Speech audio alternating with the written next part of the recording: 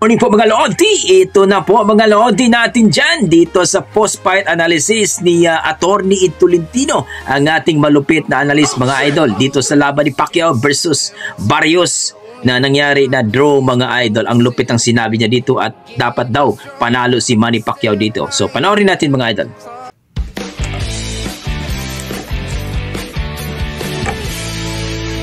Don't forget to like and subscribe kay Attorney Ed Tolentino mga idol sa kanyang YouTube channel.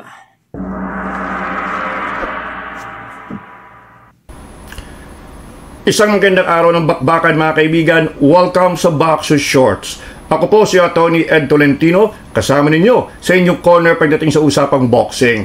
Dito sa Boxer Shorts, we do not monetize. Ang gusto nyo, diretsong opinion, hangul lamang sa ating passion. At sa edisyon ng Boxer Shorts ngayon, narito ang ating express post-fight analysis sa naging laban sa pagitan ni Manny Pacquiao at Mario Barrios para sa WBC Welterweight Championship of the World.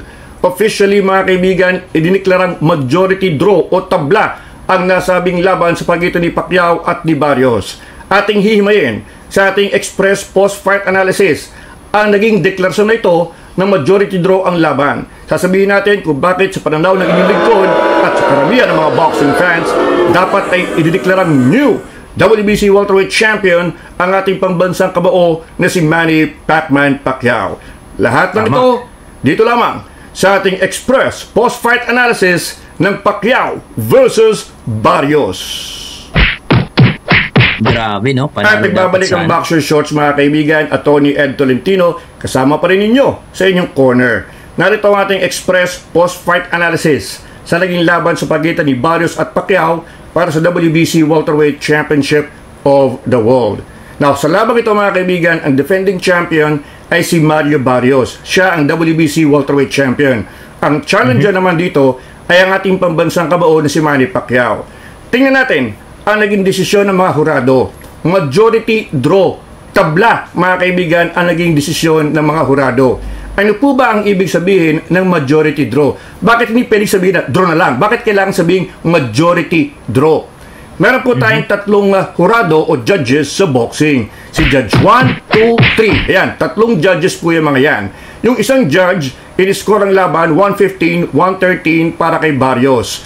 Pero yung dalawang natitirang judges, scored the fight pareho, 114, 114, tabla. So ano po ba ang majority ng tatlo? Yung dalawa. So yung scorecards ng dalawang majority judges ay na-overcome yung nag-iisang desisyon ng isang hurado na panalo si Barrios. So 2 against 1, yung dalawa ang tingin ay tabla, ang mananaig ay yung desisyon na tabla. Majority draw mga kaibigan. Yan po ang ibig sabihin ng desisyon ng majority draw. Now, in a majority draw mga kaibigan, tabla, walang panalo, walang talo. So kahit paano, pareho lang, ganun pa rin. Hindi naman natalo si Manny Pacquiao, hindi naman siya nanalo. Ganun din para kay Barrios. Pero alalahanin po ninyo mga kaibigan, ito po ay world title fight. Meron pong nakatayang titulo ang WBC welterweight title na tangan-tangan ni Barrios. Kapag ang laban ay diniklarang tabla, kung sino yung kampiyon, siya pa rin ang kampiyon. Kung sino yung challenger, siya pa rin ang challenger. So in a way, hindi na-accomplish ni Manny Pacquiao yung kanyang target sapagkat kinakailangan niya na talunin ng diretsyo si Mario Barrios para makuha ang WBC Welterweight Championship. Hindi pwede ang tabla para kay Manny Pacquiao. Doon naman kay Mario Barrios, kahit tabla, okay na. Sapagkat pag tabla ang laban, hindi ako nanalo, hindi ako natalo, ako pa rin ang kampiyon sa ganong klaseng senaryo kasi i-retain mo lamang ang inyong status quo. Kampiyon pa rin ako, challenger pa rin si Pacquiao. So ayan po, ang naging beneficial sa desisyon na iyon ay si Barrios. Siya po naging beneficiary ng nasabing desisyon. Siya ang nakinabang sa nasabing majority draw decision. Tama ba ang nasabing desisyon na ito? Ako, personally mga kaibigan, and I'm saying this, hindi dahil ako'y Pilipino. I'm saying this because I am a boxing fan. Sa aking pananaw, dapat idideklarang panalo si Manny Pacquiao sa labang ito. Dapat siya na ngayon ang oldest welterweight champion of the world at age 46. I scored the fight 115-113 Manny Pacman Pacquiao. Balikan po natin ang ating naging pre-fight analysis. Sinabi ko sa inyo, 46 years old na si Manny Pacquiao. Huwag na nating asahan ay ipapakita pa rin niya yung dating galaw niya. Kung ano natitira sa kanyang pagiging 46, iyon ang kanyang kailangang ayusin para talunin si Barrios. Sinabi natin, number one problem ni Manny Pacquiao would be the left jab of Mario Barrios. Maganda ang left jab na yun at malakas. And that sets up the right straight of Barrios. Sinabi natin na kapag nirespeto ni Barrios si Manny Pacquiao, magkakaproblema ng malaki si Barrios. Because dapat maging physical siya. Dapat i-walk down niya, pagurin niya itong si Manny Pacquiao. So, what happened in the actual fight, mga kaibigan? The first half was critical. Kasi sinasabi natin, baka maubusan ng gasolina, ng fuel, itong si Pacquiao in the second half. Pero he was able to spread his resources. Kasi ang ginawa ni Manny Pacquiao, medya-medya lang muna ang atake. Bakit? He can afford to rest because si Mario Barrios showed him too much respect. Masyadong nirespeto, may takot, may kabag sa dibdib itong si Mario Barrios. Hindi niya mapakawalan yung kanyang right straight. Nandun yung left jab ni Barrios. Yun ang sinasabi natin na main weapon niya. But he was hesitant to pull the right hand kasi nasisingitan siya nung kaliwa ni Manny Pacquiao. At ang ganda na estratehiya ni Manny Pacquiao because alam niya mag-jab itong si Mario Barrios. So anong ginawa ni Manny Pacquiao? Inunahan niya. Una siyang pumipitik ng kanyang right jab. So by the time na mabitawan ni Barrios yung left jab, mabablock na ng kanang kamay ni Manny Pacquiao yung left jab ni Barrios. And occasionally, Pacquiao tried to get that right hook in. That right hook in. Kaya lang, sabi nga po natin, medyo malayo ang distansya ni Barrios sapagkat pag siya jumajab, mahaba ang kanyang reach. So, hindi maisigit basta-basta yung right hook. But there were flurries from Manny Pacquiao that drew the attention of Mario Barrios. Also, take note, ultimong trainers ni Mario Barrios in between rounds nagsasabi, huwag mong respetuhin si Manny Pacquiao. Huwag mong i-touch gloves. Huwag kang masyadong gentleman kay Manny Pacquiao. Paulit-ulit nilang sinasabi, don't show him any respect. Ang estratehiya ni Mario Barrios clearly is to drag this fight into the middle rounds and hoping na doon ay mapapagod na si Manny Pacquiao. Pero paano mapapagod si Manny Pacquiao?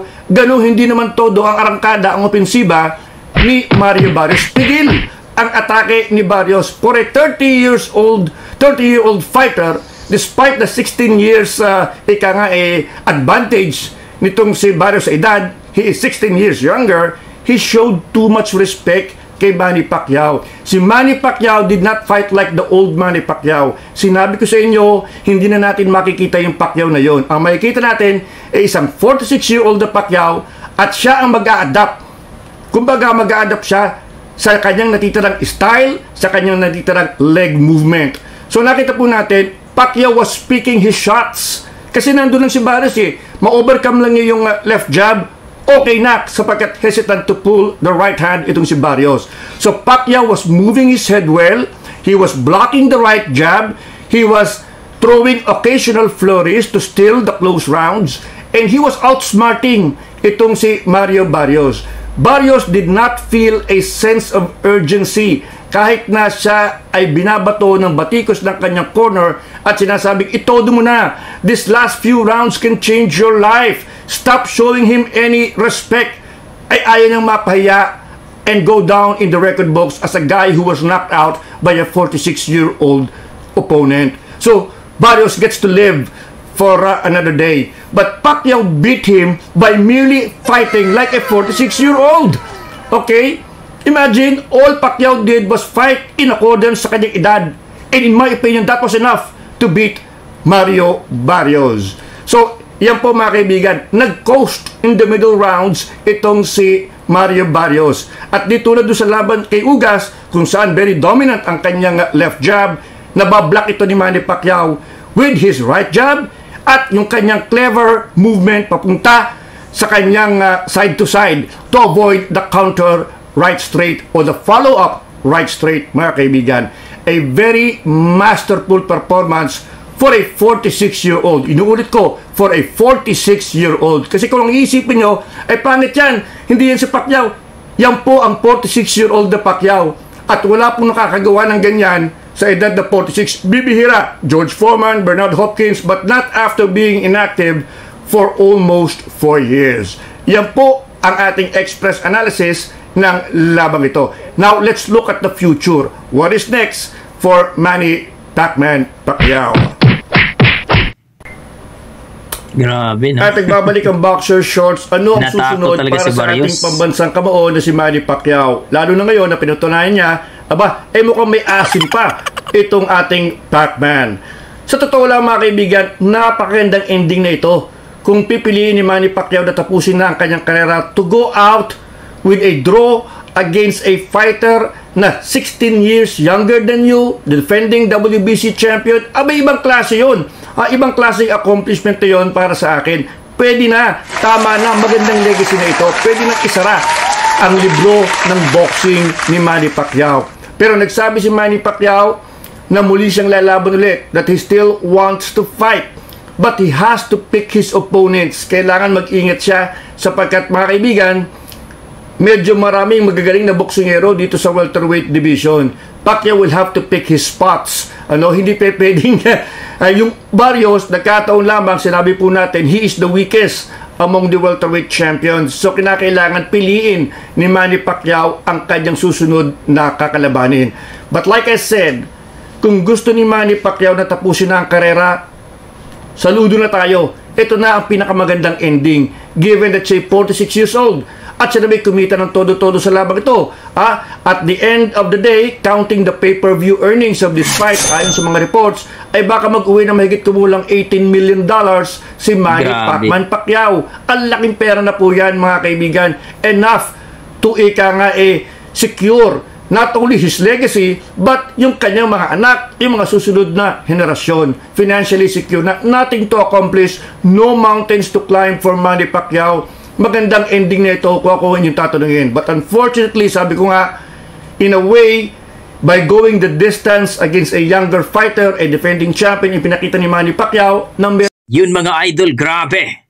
So pinaliwanag dito ng ating attorney Tolentino dahil sa takot at grabing respeto ni Barrios kay Manny Pacquiao kaya hindi siya nanalo. Pero kita natin dito mga idol na ibang Manny Pacquiao ang ating nakita. Although hindi siya kagaya ng around 30 pa siya na talagang papabagsikin ng kalaban niya. Pero dito, kasi medyo may edad na siya at nag-iingat siya. Ika nga sabi ni Manny Pacquiao, nag-iingat din siya dahil may lakas itong si Barrios ay binugbog nga itong si ugas ni Barrios mga idol. Kaya nag-iingat si Manny Pacquiao at kitang-kita niya dito, no? Pinakita niya ang kanyang galing sa boxing bilang isang the legend, halimaw, no? Si Manny Pacquiao mga idol at kita natin dito yung galing ni Pacquiao pinakita ni Barrios kaya natakot si Barrios mga idol. At aminado tayo na panalo talaga si Manny Pacquiao sa laban na ito mga idol, no? Kaso gaya na sinabi natin mga idol, may plano siguro ang siyempre ang boxing industry dito mga idol. Marami nagsasabi na baka po ay mangyari is magkaroon ng rematch dito. So, hindi posible yan mga idol. At nagsabi rin si Manny Pacquiao at si Sean Gibbons na lalaban pala yun uli si Manny Pacquiao. So, dalawang tao po ang gusto nilang makalaban. Si Tank Davis at itong si Rolly Romero mga idol. So, para sa akin, nanalo si Manny Pacquiao at ganoon din kay Atty. Tolentino, nanalo si Manny Pacquiao sa mata ng tao sa lahat ng mundo mga idol at kitang-kita yan. Boxing expert ay sigurado, no? Ang sinabi nila, panalo si Manny Pacquiao.